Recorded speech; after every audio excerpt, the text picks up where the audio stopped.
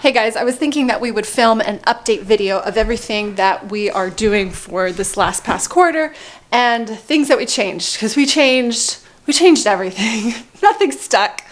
New to us this year, we were starting with a curriculum called Lightning Literature, and I was starting it with my 5th grader. So she struggles a little bit with reading comprehension, and so I was super jazzed about it because what it does is it has a bunch of books assigned. I mean, these were all really stellar books I was excited about. And then it has comprehension questions at the beginning. By and large, I was really jazzed about it, right? Not so fast. The style of teaching is like really weird. First part is set up with questions, comprehension questions, and then it has like a page and a half or maybe even 2 pages of just written almost like dialogue style. It's like conversational style. I assume that the way it's set up is that the child just sits and reads it and then they do their work, which is fine. But the way it was written and the way it was presented, I felt like was just really unnecessary. And not only that, the grammar that was associated with a 5th grade level was way advanced. Even for high school, some of the grammar techniques that it was talking about, I'd be like, this is what I would expect in an AP English course, not for a 5th grade level. And then the independent work to test their knowledge based on what they were taught, super short. It was like 1 page worth and it was like 5 minutes, and it didn't even cover the topics that were taught in it. So we've dropped it. We've dropped Lightning Literature. We're not doing it. We've gone back to doing The Good and the Beautiful. I still think she needs more as far as comprehension. I'm probably going to be cruising around on Teachers Pay Teachers for some basic book discussion questions that she can answer as she's reading the books that I've assigned to her for personal reading. And if you're interested in that personal reading list, I'll have a link down below of the books I'm having her read. Another thing that we have dropped completely is our schedule. So for all our sports fans that are following here, we've done 1 hour schoolwork and now we're starting into our 2nd hour of schoolwork. So while I'm starting her kindergarten. So I made a great video about our schedule and all of the fantastic ideas and how it's just going to go boom, boom, boom. I'm not doing that schedule anymore. I'm in a season where I have naps with my baby and my toddler, which is why I thought a schedule would be appropriate. However, I'm also in a season where Tuesday is like completely blocked off with doctor's visits and physical therapies and other things that are happening in our life.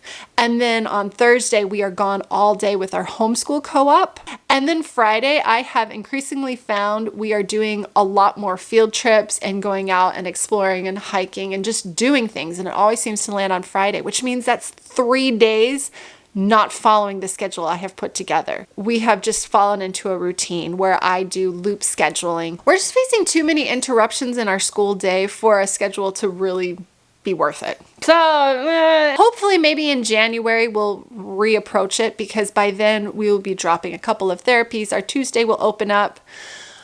Maybe I'll be able to figure something out for our co-op. I don't know.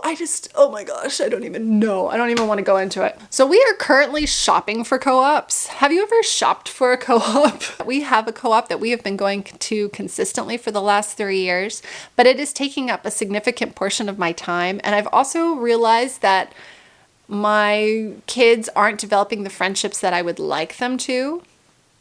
Okay, which means that we are shopping around. It means that I am starting some groups. I've signed us up for a service community club. And then we're also going to be checking out Gavel Club, which is kind of like Toastmasters, where they practice public speaking and presentations. Because we have signed up for so many, I am not expecting us to do all of them. It's more or less me just testing out the waters for various groups and seeing what sticks and where my kids find their friends and find their people and how the moms are. You know what's really cool? That's something I have been meaning to do with my homeschool for years now, is to do a language. But how do you do a language that you don't speak? And I didn't even grow up in this country, so Spanish is like just foreign. We have been using ULAT, ULAT. fantastic program and all of my kids use it. It is designed for high schoolers, so if you've got a high school transcript that you're trying to set up, this would totally work for it. But I have been using this even for my 8-year-old. It's set up where you don't necessarily have to read the language. There isn't any kind of a written portion to it. It is purely speech. It is purely sound. And they reinforce it with hand motions, which is brilliant for kinesthetic learners. It's brilliant because on video, it's very easy to kind of like tune out. But the fact that you have to physically move and do things while you are watching the video, it's just brilliant. And I love that the first 15 lessons are free. 15 lessons is actually a lot of lessons, and we haven't even finished the free lessons yet. That's how much is available for us, and we've been doing this since August. Another thing I need to do is I need to figure out my toddler. So my toddler is turning 3 this December, and I have homeschooled with toddlers before, but all of my girls have been like super independent, and I can lay out some activities and I spend time with them for like 15 minutes and then they're gone and they're satisfied, and I'm like, ha ha ha, I've got this parenting thing like down. Not so for my toddler boy. I have noticed increasingly that he feels better and more secure when I've given him more significant time. I've also noticed that if I cut out movies, TV, screen time, he is much better. Like, he is not nearly as cranky. We have gone almost 3 weeks now without any TV for him, and I have noticed a huge upswing with his behavior. How do I homeschool with this toddler? Not just a toddler, with this toddler. I also need to tackle potty training pretty soon, so that's in my future. Loving our math. Working so well. Oh my gosh, chores are really helping me out. Just having this many people in our house all the time, sometimes it just gets so overwhelming. And my kids have been just killing it on the chore scene. And now I spend a lot of my time just picking up as opposed to like, I need to deep clean stuff. I love IEW. I don't know why I resisted it so much. So my 7th grader currently is doing IEW. Man, it is so good. And the independent level that it has fostered for her, we're doing the structure and style right now, is so great. I am probably going to be doing IEW for my 8 and 10-year-old next year. So they'll be 9 and 11 respectively. And I'll probably have them do the same level together.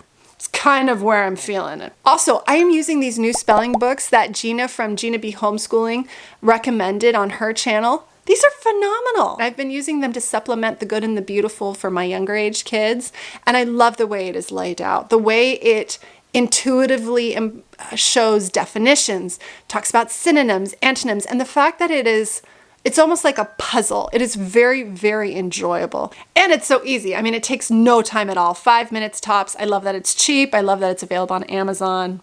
Just great. So easy. So we are currently swamped with service projects. I don't even know. I don't even know how I got myself into this mess. Last summer, we joined up to do Presidential Volunteer Service Award, and I loved it. I loved how it got us involved in the community. We met so many new and interesting people and really got involved in what our community is doing to serve those in need. I loved it. I got so excited that I signed up for everything. And I'm struggling. I'm struggling because it's good things, guys. This is good things. It's things I want to do. It's things my kids enjoy doing. But I can't do them all. I'm really struggling. How do you say no to things that are really, really good, that you really, really want to do, but you do not have time for? So I'm working on that. If you guys have advice, I'm all ears. I am all ears. I would love to hear advice on how do you say no to things that are good that you do not have time for. I just want to do all the things. I am loving my planner. I love working with Trello, and it works so well. It's just so easy, guys. It's so easy to just check off the things that I'm doing. And I don't know if it's mom brain. I don't know if it's like residual pregnancy brain or what it is.